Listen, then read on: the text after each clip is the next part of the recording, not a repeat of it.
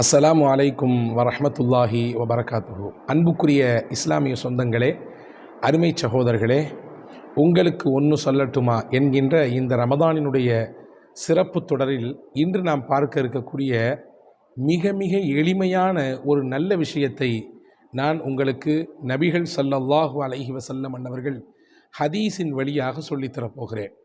சையதுனா அபு தர்தா ரலியல்லாஹு தஆலா அன்ஹு அவர்கள் இந்த ஹதீஸை அறிவிப்பு செய்கிறார்கள். நசாயி ஷரீஃபிலே இந்த ஹதீஸ் பதிவாக இருக்கிறது. பெருமானார் ஸல்லல்லாஹு அலைஹி வஸல்லம் இடத்திலே ஏழை சஹாபாக்கள் வந்து கேட்கிறார்கள், யா ரசூலல்லாஹ், செல்வ நிலையில் இருக்கக்கூடிய செல்வந்தர்களான நபித்தோழர்கள் எங்களை விட நன்மையில் முந்திக் கொள்கிறார்கள். நாங்கள் தொழுவதை போன்று அவர்களும் தொழுகிறார்கள். எப்படி அவங்க தொழுகிறாங்களோ அந்த மாதிரி நாங்களும் தொழுகிறோம். எப்படி அவங்க நோன்பு நோக்குறாங்களோ அதே மாதிரி நாங்களும் நோன்பு நோக்குறோம். ஆனால் அவர்களுக்கு அல்லாஹ் வழங்கி இருக்கக்கூடிய செல்வத்தை கொண்டு அவர்கள் நன்மையை அடைந்து கொள்கிறார்கள், இறைவனின் பாதையில் வழங்குகிறார்கள், ஏழை எளியவர்களுக்கு தன்னுடைய பொருளாதாரத்தை கொண்டு உதவுகிறார்கள். இதன் மூலம் எவ்வளவு நன்மை அவர்களுக்கு கிடைக்கும். எங்களுக்கு அது இல்லாமல் போனதே, எங்களுக்கு அல்லாஹ் செல்வத்தை வழங்கவில்லையே. அப்படி என்றால் எங்களை விட அவர்கள் நன்மையில் முந்திக் கொள்கிறார்களே, எங்களுக்கு அந்த வாய்ப்பு கிடைக்கலன்றதுனால நாங்கள் அதில் பின்தங்கி இருக்கிறோமே அப்படின்னு சொல்லி சஹாபா பெருமக்கள் நபிகள் பெருமானார் ஸல்லல்லாஹு அலைஹி வஸல்லம் இடத்திலே கேட்கிறார்கள். அப்பொழுதுதான் பூமான் நபி ஸல்லல்லாஹு அலைஹி வஸல்லம் ஒரு செய்தி சொன்னார்கள். அலா உனப்பிஉக்கும் பிஷையின் இதா ஃபஅல்துமூஹு லம் யஸ்பகூக்கும் வலம் யுத்ரிக்கும் மன் பஅதக்கும் இல்லா மன் ஃபஅல ஃபஅலக்கும். நான் உங்களுக்கு ஒரு விஷயம் சொல்லித் தரட்டுமா? நீங்கள் அதை பின்பற்றினால் நிச்சயமாக நான் சொல்லித் தருவதை நீங்கள் ஏற்றெடுத்து நடந்தால் உங்களுக்கு பின்னால் இருக்கக்கூடிய மக்கள் அதை உங்களை வந்து அடைய முடியாது. அதாவது என்ன நினச்சி நீங்கள் கேட்குறீங்களோ, அவங்க நன்மையில் முந்திட்டாங்கன்னு கேட்குறீங்க இல்லையா, நான் இப்போ சொல்லித்தரக்கூடிய காரியத்தை நீங்கள் ஃபாலோ பண்ணிங்கன்னா அவங்க உங்களுக்கு ஈக்குவலாக ஆக முடியாது. அவங்க செய்கிற நன்மையெல்லாம் விட தூக்கி சாப்பிட்ற அளவுக்கு நீங்கள் நன்மையை சம்பாதிச்சிடலாம். ஆனால் ஒரு விஷயம் மட்டும் புரிஞ்சுக்குங்க, இதை அவங்களும் கேள்விப்பட்டு அவங்க செய்ய ஆரம்பிச்சிட்டாங்கன்னா இதே ஈக்குவலான நன்மை அவங்களுக்கும் கிடச்சி போயிடும் அப்படின்னு சொன்னாங்க. பொருளாதாரத்தை கொண்டு செல்வத்தை கொண்டு இறை வழியில் செலவழித்து நன்மைகளை பெறுவதற்கு எவ்வளவு தூரம் அவர் உழைக்க வேண்டுமோ அதை நான் இப்பொழுது சொல்லித்தரக்கூடிய இந்த விஷயத்தை பின்பற்றுவதன் மூலமாக உங்களால் அடைய முடியும் என்று பெருமானார் ஸல்லல்லாஹு அலைஹி வஸல்லம் அந்த ஏழை சஹாபாக்களுக்கு சொன்னார்கள். சஹாபாக்களுக்கெல்லாம் சந்தோஷம். என்ன நபியே, அதை கண்டிப்பாக சொல்லுங்களேன் என்று கேட்டபொழுது பெருமானார் ஸல்லல்லாஹு அலைஹி வஸல்லம் சொன்னார்கள், துஸப்பிஹூன ஃபீ துபுரி குல்லி ஸலாத்தின் ஸலாஸன் வ ஸலாஸீன். ஒவ்வொரு நேர ஃபரதான தொழுகைக்கு பிறகு 33 தடவை சுபஹான் அல்லாஹ் சொல்லுங்கள். அதே போன்று 33 தடவை அல்ஹம்துலில்லாஹ் என்று சொல்லுங்கள். 34 தடவை அல்லாஹு அக்பர் என்று சொல்லுங்கள். இதுதான் அந்த செயல். செல்வத்தின் மூலமாக எந்த நன்மையை அவர்கள் அடைகிறார்கள் என்று நீங்கள் பேராவல் கொண்டீர்களோ அதை நீங்கள் செல்வம் மூலம் கொடுக்காமலேயே இந்த நன்மையை செய்வதன் மூலமாக பெற்றுக்கொள்ள முடியும் என்று பூமான் நபி ஸல்லல்லாஹு அலைஹி வஸல்லம் சஹாபாக்களுக்கு சொன்ன பொழுது ஆனந்தம் பேரானந்தம் சஹாபாக்களுக்கு. அன்பு பெருமக்களே, இங்கே நமக்கு தெரிந்த ஒரு ரொம்பவும் எளிமையான ஒரு வழியை நமக்கு பெருமானார் கற்றுத்தருகிறார்கள். ஒவ்வொரு நேரம் ஃபரது தொழுவது என்பது உறுதியாகிவிட்டது.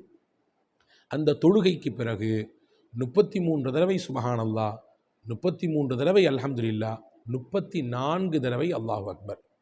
நீங்கள் யோசியுங்கள், இந்த 3 திக்ரும் நம் நாவுகளில் சொல்வதற்கு என்ன கடினமா? மிக மிக எளிமையானதாச்சே. நீங்கள் என்றாவது இப்படி சிந்தித்ததுண்டா? சொர்க்கவாதிகள் சொர்க்கத்திற்கு போனதற்கு பிறகு எந்த கவலையும் அவர்களுக்கு இருக்காது. அல்ஹம்துலில்லாஹில்லதி அஸ்ஹப அன்னல் ஹஸன். சொர்க்கத்துக்கு போனவுடனே சொர்க்கவாசிக்கு இப்படி துவா செய்வாங்க அல்லாஹ்ட்ட, எங்களிடத்திலிருந்து கவலையையும் எல்லா விதமான மனபாரத்தையும் இறக்கி வைத்தாயே, அந்த ரப்பே உனக்கே எல்லா புகழும் சொல்லுவாங்களாம். சொர்க்கத்துக்கு போனோன்னா என்ன கவலையும் கிடையாது. நாளைக்கு என்னாகும், நாளை கழிச்சு என்னாகும், போட்ட முதல்ல என்னாகும், நமக்கு நம்ம ஜெயிப்போமா தோற்றுருவோமா, எந்த கவலையும் இருக்காது. கவலையெல்லாம் தீர்ந்துவிடும். அந்த நிலையில்தான் சொர்க்கவாதிகளை எல்லாம் வைத்திருப்பான். ஆனால் ஒரே ஒரு விஷயத்தை மட்டும் வச்சு சொர்க்கவாசியை கவலைப்படுவாங்க. எந்த விஷயத்தை நினச்சி கவலைப்படுவாங்க? ஹதீஸ் எதை சொல்கிறது என்றால், அவர்கள் தன்னுடைய உலக வாழ்க்கையிலே அல்லாஹ்வை நினைக்காமல் விட்ட அந்த நேரம், அல்லாஹ்வை தஸ்பீ செய்யாமல் விட்ட நேரம், அல்லாஹ்வை திக்ரு செய்யாமல் விட்ட நேரம், அந்த நேரத்தை பற்றி சொர்க்கத்தில் போய் அவங்க கை செய்தப்படுவாங்க. ஏன்னா அல்லாஹ்வை தஸ்பீ செஞ்சதுனால, அல்லாஹ்வை நினைத்ததினாலே அவன் கொடுத்த வெகுமதிகளை சொர்க்கத்தில் பார்த்ததற்கு பிறகு அவங்க கவலைப்படுவாங்களாம்.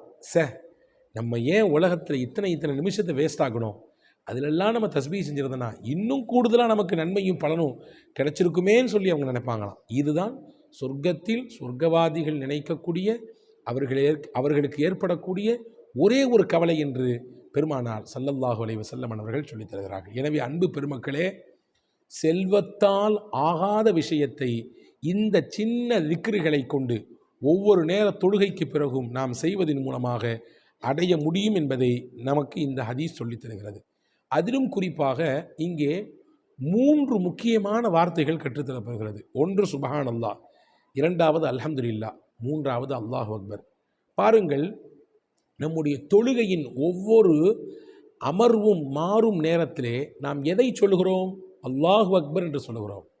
உலகத்தில் அல்லாஹ்வை தவிர பெரியவன் யாருமே கிடையாது என்பதை உளப்பூர்வமாக அவனுக்கு முன்னால் நாம் அடிமையாக நிற்கிற பொழுது மீண்டும் மீண்டும் சொல்கிறோம். நான் பெரியவன் இல்லை, நான் உசந்தவன் இல்லை, நான் படிப்பால், செல்வத்தால், என்னிடத்தில் இருக்கக்கூடிய பதவியால், பட்டத்தால் பெரியவனே கிடையாது. அக்பர் நீ மட்டும்தான் பெரியவன் என்பதை அவனுக்கு முன்னால் அடிமையாக நிற்கிற பொழுது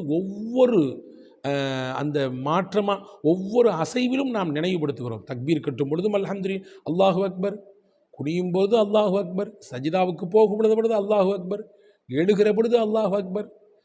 ஒவ்வொரு அமர்வும் மாறும் அந்த சமயம் முழுவதும் அல்லாஹு அக்பர் அல்லாஹு அக்பர் என்று சொல்லி, நான் உனக்கு முன்னால் ஆகச் சிறியவன், உன்னுடைய வல்லமைக்கு முன்னால் ஒன்றுமில்லாதவன், உன் சக்திக்கு முன்னால் எதையும் செய்ய தகுதி இல்லாதவன் என்பதை நாம் நிரூபித்து கொண்டிருக்கிறோம் இல்லையா?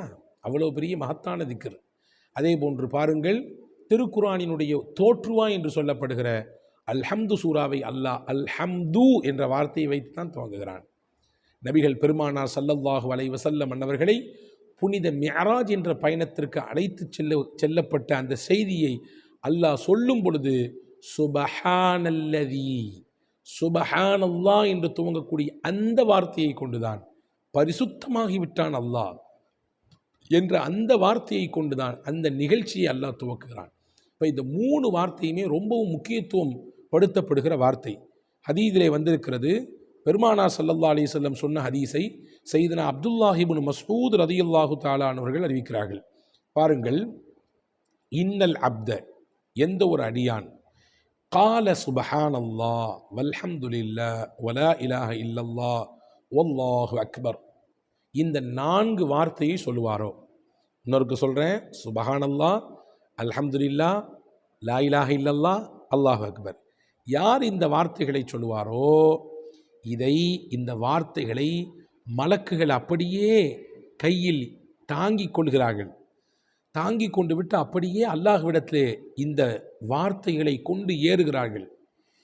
எந்தெந்த மலக்குகளின் கூட்டத்தை எல்லாம் இந்த வார்த்தைகளை கொண்டு செல்லக்கூடிய, சுமந்து செல்லக்கூடிய மலக்குகள் கடக்கிறார்களோ, அந்த மலக்குகளின் கூட்டமெல்லாம் இந்த வார்த்தைகளை சொன்ன மனிதர் யார், இந்த வார்த்தைகளை மொழிந்த மனிதர்கள் யார் என்று கேட்டு அதை சொன்னவர்களுக்காக மலக்குகள் அல்லாஹ்விடத்திலே பாவ மன்னிப்பு தருகிறார்கள்.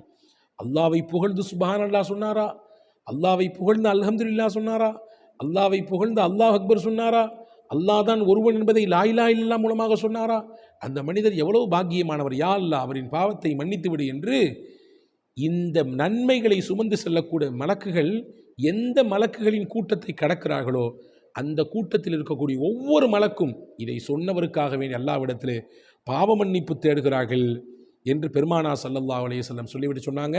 கடைசியில் இந்த நன்மையை கொண்டு போய் அல்லாஹ்விடத்தில் கொடுக்கும் பொழுது அல்லாஹ் இப்படி ஓதுவானான், அல்லாஹினுடைய அடியார்கள் இப்படி ஓதுவார்களாம், இலைஹி யஸ்அதுல் கலிமு த்வய்யிபு வல் அமலு ஸாலிஹு யர்ஃபஉ. அந்த அல்லாஹ்விடத்தில் தான் மனமிக்க வார்த்தைகள் சென்று சேருகிறது மற்றும் நல் அமல்கள் அந்த அல்லாஹுவின் பக்கம் உயர்த்தப்படுகிறது என்று அடியார்கள் ஓதுவார்கள் என்ற செய்தியை நபிகள் பெருமானார் ஸல்லல்லாஹு அலைஹி வஸல்லம் சொல்லித் தந்தார்கள். எனவே அன்பு பெருமக்களே, இந்த வார்த்தைகள் ரொம்பவும் கனமானது. இந்த வார்த்தைக்கு இருக்கக்கூடிய மதிப்பு மேன்மை உள்ளபடியே உயர்வானது. எனவே தான் பெருமானார் ஸல்லல்லாஹு அலைஹி வஸல்லம் செல்வத்தால் கொடுத்து பெறுகிற நன்மையை இந்த வார்த்தைகளை நீங்கள் ஒவ்வொரு நாள் தொழுகைக்கு பிறகும், ஐங்கால தொழுகைக்கு பிறகும் சொல்லி வருகிற பொழுது அதை உங்களால் பெற்றுக்கொள்ள முடியும். ப்ளஸ் கூடுதலாக உங்களுக்கு மிகச்சிறந்த மன அமைதியையும் மன அழுத்தத்திலிருந்து உண்டான விடுதலையையும் இந்த வார்த்தையை உங்களுக்கு தரும். வல்ல ரஹ்மான் அல்லாஹ் பேணி பின்பற்றி நடக்கக்கூடிய நல்ல பாக்கியத்தை உங்களுக்கும் எனக்கும் எல்லோருக்கும் நசீபாக்கட்டும். வசலாம். அஸ்ஸலாமு அலைக்கும் வரஹ்மத்துல்லாஹி வபரகாத்துஹு.